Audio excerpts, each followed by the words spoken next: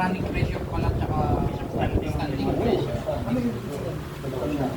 Yun nga yung hindi pa pinatakbo. Yung hindi pa Standing, pinatakbo. pag kinabit mo yan, hindi pa nagra-running yung compressor. Standing pressure. Running pressure, tumatakbo na yung compressor, lumalamig yan, andun na yan sa running pressure ng tao. Okay. Ngayon, diba, start up na tayo. Time na lumamig, linis na tayo, ready nyo na yung start up form.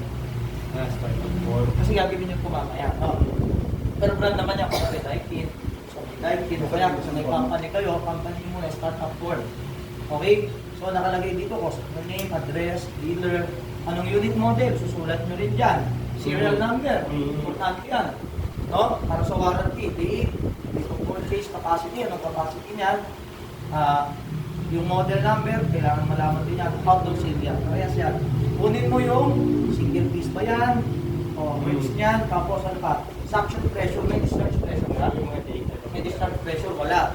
So, ending mo lang, setting ng temperature nyo, ambient temperature, kukunin mo rin, voltahe, amperahe, size ng breaker, size ng wire, control wire, mga pipe length, mahaba. No? Tapos, lagay mo good running condition, nung in-install mo yan, ano ba napansin mo? Diba, kunwari, mayroon ka palang problema, gano'n, susulat mo yung notes mo. Kaya sa customer, sigilin na natin ng 15,500. Okay, pero, sir, kailan ba mag-start up nito? Ito ba, pwede ko nang i-start up, hindi ko gumagana? Hindi. Gumagana na. Pero ilang minutes bago i-start up? Dapat, after 15 minutes na nagra-running na yung compressor, tumakbo na, 15 minutes na running yun. That's the time na mag-i-start up tayo. Bakit? Startup, kukunin mo na yung data. Tapos stabilize na yung running pressure, yung amperahe, diba? Yung temperature niya, okay na, nag-high speed na. 15 minutes na pala. Ayan, may mga So, kung kukuha kasi kayo ngayon, tatatakbo lang, hindi pa accurate yan. No? May experience ba namin yung high pressure sa Anong high pressure? Sa mga mali, yung sasalpak mo yung pula, yung pula. okay, in reality po, may experience nyo sa mas malalaking unit. Bakit? Yung mga ganitong unit, lalo na hanggang 5 horsepower, kahit floor mounted, ang nakalagay lang po doon, suction charging port. Makakakita kayo ng mga tawag dito, mga discharge charging port pag mas malalaking unit, lalo yung mga 7 horsepower. Meron na yan, dalawa dyan.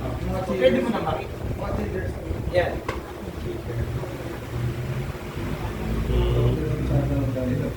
Ano nang presyo natin, sir?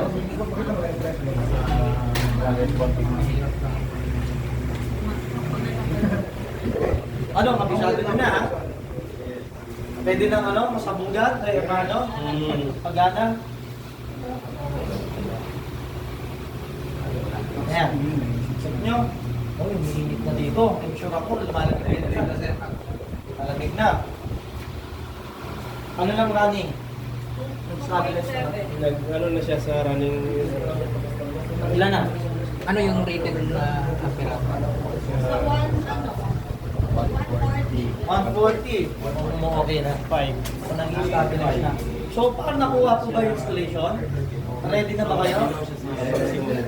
Kahit kasi yung ginawa namin, kayo yung gagawa na ito mamaya.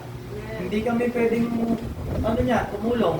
Pwede kayo magtanong, pero kayo po yung gagawa. Kaya na. Yes, sir. Yes, sir. Mukhang mahina ang sagot. Kaya, namubulong ah. Parang, kaya. Power. Power. Okay, malamig na dyan. So with that, maningin na tayo ng 15,000. Nagpunta na po tayo lahat.